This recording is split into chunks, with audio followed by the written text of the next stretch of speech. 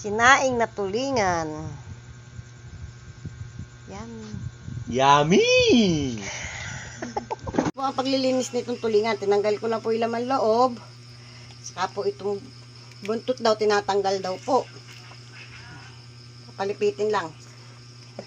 An ko lang yan ng konti. Kabilaan. Saka ko pipigain. Dadaganan ko ng konti ng kamay ko para pipiyot. Ayan. Tapos po, nung pagkapiyot ko po nitong tulingan, nung dinaganan ko po ng konti, lalagyan naman ng asin. Lagyan po lahat, hanggang loob. Pagkalagay po ng asin, balot naman po sa dahon ng saging itong tulingan. Kahit itong part lang naman po ng ulo, para lang po hindi malusak yung ulo. Dahil matagal nga pong iluluto. Dahil wala po akong palayok, dito ko na lang po iluluto sa kasirola. Pwede naman, lalagyan ko na lang po nitong saging, dahon ng saging. Tapos po, lalagyan ko nitong taba. Mga taba sa ilalim. Taba po ng baboy. Kaya po yan, ilagay ko po itong sariwang kamyas. Pero pwede rin naman po yung dry na kamyas or yung frozen, kung ano po meron available na kamyas. Tapos lagyan ko nitong sili. Ay, sili mo. Ito siling maanghang.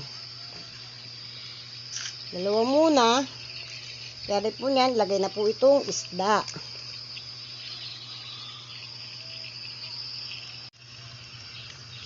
Lagay na po itong iba pang kamyas. Tapos, itong sili ulit. Saka po, yan. Maglagay din po ng suka. Mga kalahating cup ng suka. Saka po, tubig. Yung, hanggang ano po yung isda.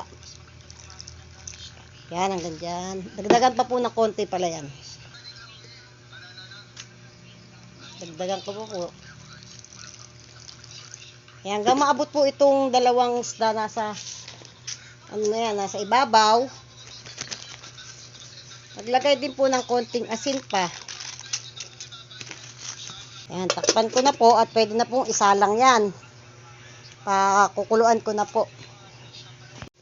Yan, malakas po muna yung apoy.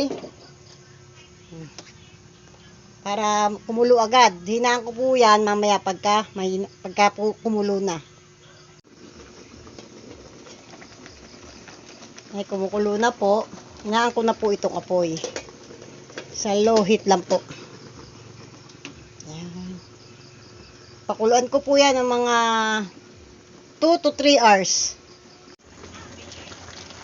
After 1 hour,